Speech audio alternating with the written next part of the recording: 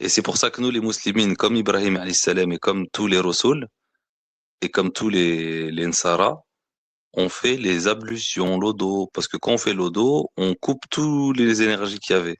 Que ce soit l'invisible, que ce soit la colère, que ce soit l'électricité. C'est comme quand tu prends une batterie, tu changes l'eau. T'as vu l'acide d'une batterie, tu vois, tu vois, et bah, tu la remets bien, tu vois. Et bah, c'est pareil, l'humain, à chaque fois qu'il fait l'odo, tu vois, et bah, il se remet un coup de boost. Tu vois, il s'enlève toutes les ondes négatives qui croisent entre les prières. Et c'est pareil avec les téléphones, sauf que c'est quand même vraiment très relou ces téléphones parce qu'il y en a partout.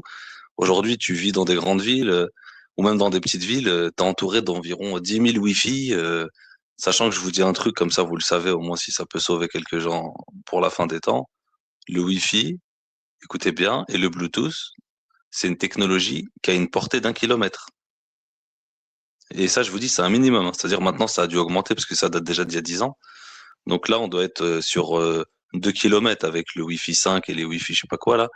Ils vous font croire que ça marche qu'à 30 mètres, 50 mètres, mais c'est pas vrai. Ça marche à 1 kilomètre.